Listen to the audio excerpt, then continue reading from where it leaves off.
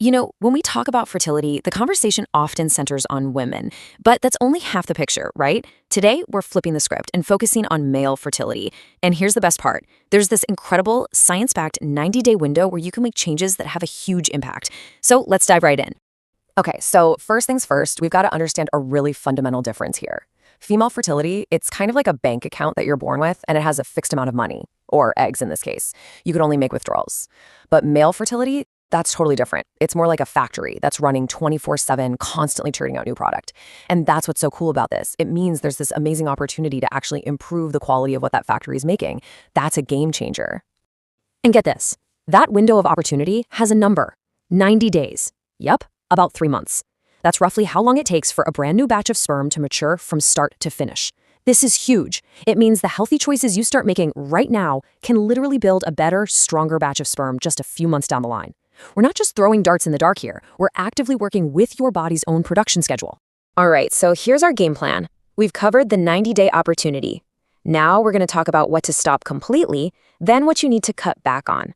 From there, we'll get into the best ways to fuel your body, and we'll wrap up with mastering your mindset and getting proper rest. Let's do it. Okay, let's start with the hard stops, the non-negotiables. There are a couple of things that are just so damaging to sperm health that you've got to eliminate them entirely. Seriously, think of these as giant roadblocks. If you don't get them out of the way, nothing else you do is going to be as effective. Let me be crystal clear here. Smoking has to go. It's a deal breaker. And this isn't just about how many sperm you have, it's about the quality.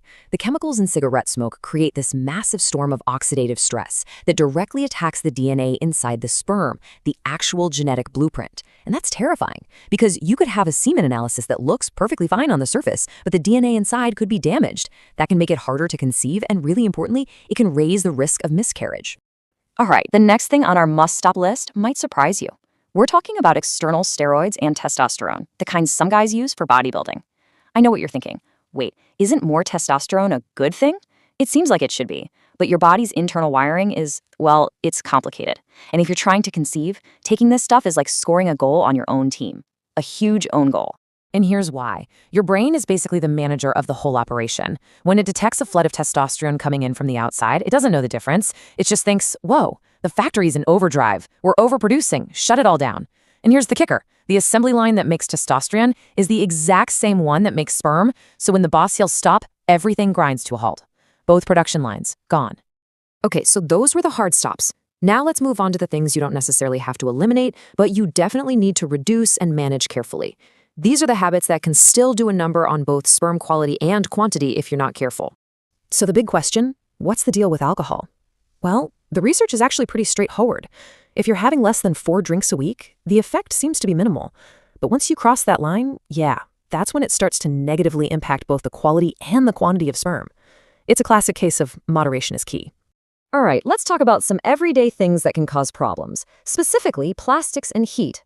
A lot of plastics have something called BPA in them. It's a chemical that can really mess with your hormones. Super simple fix here. Try to use glass containers instead. But honestly, the bigger enemy is heat. Remember how we called it a factory? Well, there's a biological reason that factory is located outside the main corporate office, if you know what I mean. It has to stay cooler than the rest of your body to work properly. So things like putting a hot laptop right on your lap, wearing super tight clothing, or spending a lot of time in saunas or hot tubs, all of that can raise the temperature and basically shut down the assembly line. Okay, moving on to probably one of the biggest levers you can pull, your diet. Seriously, fueling your body the right way and keeping a healthy weight are absolute game changers for this 90-day plan. So why does weight matter so much? It really comes down to hormones. See, excess body fat isn't just there. Those fat cells are actually little hormone-producing machines, and they make estrogen. And when your estrogen levels go up, it sends a signal to your body to dial back on testosterone production. And since testosterone is essential for making sperm, the whole system suffers. You end up with poor sperm quality. So the goal is pretty simple. Aim for a healthy BMI. So what should you actually be eating? The good news is it's not complicated. You just need to think whole foods.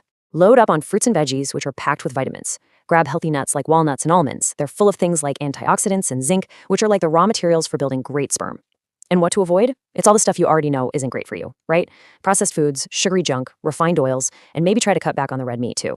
And naturally, a good diet goes hand in hand with exercise. Look, you don't need to go out and train for an Ironman. Just getting some consistent, moderate exercise in your routine will make your healthy diet work even better and help you manage your weight. All right, let's get to our last section. And this is a big one because we're talking about two things that people often forget about, but are just as critical as what you eat or how much you exercise. We're talking about stress and sleep. Think of them as the final crucial pieces of the puzzle. So I want you to ask yourself a serious question. Just take a sec and think about it. Is your body basically always in fight mode? See, when you're stressed out, your body gets flooded with this hormone called cortisol. Now, cortisol's job is all about immediate survival, that classic fight or flight response. And when your body thinks it's in danger, it starts making cuts. Long-term projects, not a priority. And you know what it considers a long-term project? Reproduction. So it literally starts shutting down sperm production to save energy for the immediate threat. And by the way, this isn't just about work stress. Chronic anxiety or even poorly managed health conditions can do the exact same thing. And that brings us to sleep. And please, don't think of sleep as just downtime. It is your body's non-negotiable repair cycle.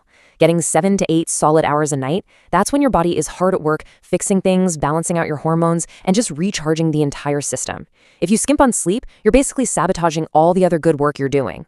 Okay, so let's put it all together. Here's your 90-day plan, boiled down. Number 1, cut out smoking and steroids completely. Done. Number 2, keep alcohol under 4 drinks a week and avoid too much heat. Number 3, eat real, whole foods. And finally, manage your stress and make getting 7 to 8 hours of sleep a priority every single night. Look, this isn't about being perfect from day one. It's about taking control of what you can control. That 90-day clock for a new batch of sperm, it's already started. It's ticking right now. So really, the only thing left to ask is, what's your first step going to be?